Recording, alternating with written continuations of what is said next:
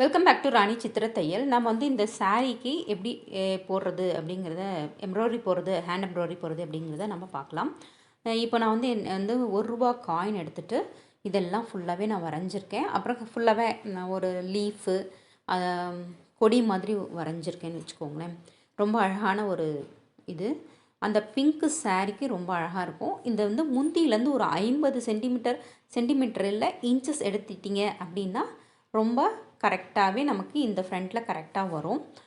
அதை மட்டும் பார்த்துக்கோங்க. இப்போ நம்ம வந்து ஸ்டெம் ஸ்டிச் போடலாம். ஸ்டெம் ஸ்டிச் வந்து ஆரம்பிச்சுட்டு பாருங்கள், கொஞ்சமாக எடுத்துகிட்டு இப்படி கொஞ்சம் கொஞ்சமாக போட்டுகிட்டே வந்தீங்கன்னா ஈஸியாக இருக்கும். பாருங்கள், கடகடன்னு போட்டுடலாம். இப்போ வந்து நம்ம ஃபிஷ் ஸ்பூன் ஸ்டிச் எப்படி போடுறது அப்படிங்கிறத பார்க்கலாம். இப்போ வந்து ஃபஸ்ட்டு எடுத்தோன்னே ஒரு செயின் போட்டுக்கலாம். அப்புறம் செயினுக்கு பக்கத்துலேருந்து இந்த பக்கம் கோடு மாதிரி ஒன்று எடுத்துகிட்டு இந்த பக்கம் குத்தி, இந்த சைடில் குத்தி ஒரு யூ ஷேப் எடுத்திங்கன்னா ஒரு செயின் ஃபார்ம் ஆகிட்டே வரும். இதே நம்ம கண்டினியூஸாக போடணும்.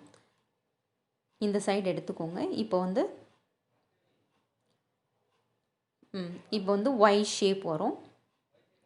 திருப்பி ஒன்று ஒய் ஷேப், இந்த பக்கம் திருப்பி ஒரு ஒய் ஷேப். இப்படி போட்டிங்க அப்படின்னா ஃபிஷ் போன் ஸ்டிச் வந்துகிட்டே இருக்கும். பார்க்கவே ரொம்ப அழகான ஒரு ஸ்டிச்சு. கேப் இல்லாமல் போட்டிங்க அப்படின்னா ரொம்ப அழகான ஒரு ஸ்டிச் வந்து நமக்கு கிடைக்கும். லீஃப் ஃபில்லிங்க்கு ரொம்ப அழகான ஒரு ஸ்டிச் இது.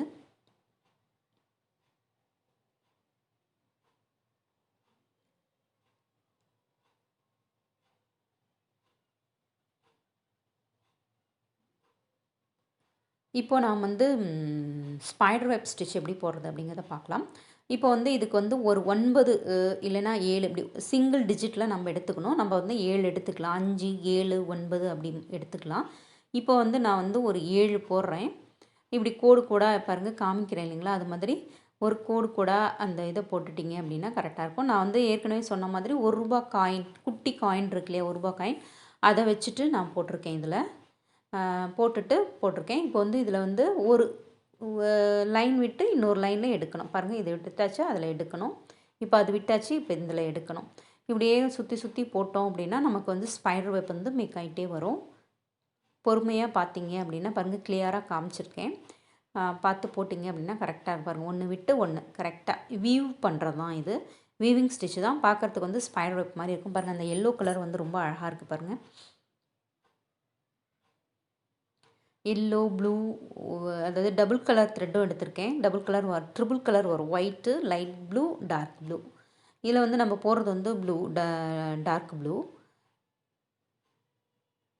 ஒன்று விட்டு ஒன்று அப்படியே சுற்றி சுற்றி போட்டோம் அப்படின்னா ஈஸியாக இருக்கும். பாருங்கள், அழகாக ஒரு ஸ்பைடர் வெப் வந்து மேக் ஆகிட்டே வருது. இந்த ஸ்டிச்சு வந்து சுடிதாருக்கும் போடலாம். இப்போ நம்ம போடுறது வந்து சாரியோட முந்தி பாகம், அதாவது ஃப்ரண்ட்டு முன்னாடியில் வர்ற மாதிரி நம்ம போட்டிருக்கோம். இது வந்து நான் முதலையே சொன்ன மாதிரி 50 இன்ச் எடுத்துகிட்டு முந்தியிலேருந்து 50வது இன்ச் எடுத்துகிட்டு மார்க் பண்ணிங்க அப்படின்னா கரெக்டாக பர்ஃபெக்டாக இருக்கும். அதாவது கீழே அந்த முந்தி தொங்குறது அதுக்கெல்லாம் கரெக்டாக இருக்கும். இப்போ நம்ம தைச்சிட்டே வரோம். இப்போ முடிச்சுக்கலாம்.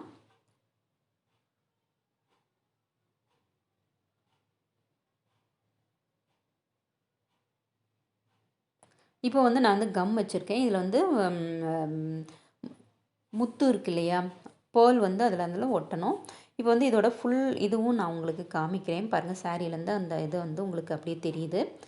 ரொம்ப அழகான ஒரு இது. இதில் இந்த கம்மில் வந்து நான் வந்து முத்து ஒட்டியிருக்கேன். இந்த முத்து வந்து ஃபுல்லாக ஒட்டும் போது ரொம்ப அழகாக இருக்கும். பேர்ல், அதாவது ஒயிட் பீடு ஒட்டியிருக்கேன். இப்போ வந்து நம்ம இது ஃபுல்லாக ஒட்டின பிறகு ஃபுல்லாகவே நான் ஒட்டியாச்சு. அதை நான் உங்களுக்கு காமிக்கிறேன். பாருங்கள், ரொம்ப அழகாக இருக்கு இல்லையா? அந்த கார்னர் ப்ளஸ் இந்த பக்கம் பார்க்கவே ரொம்ப அழகான ஒரு டிசைன். இது நீங்கள் வீட்டில் ட்ரை பண்ணுங்கள். மேக்ஸிமம் இதுக்கு வந்து ஒரு ½ அன் ஹவர் இல்லைனா 1 hour ஆகும். தேங்க்ஸ் ஃபார் வாட்சிங்.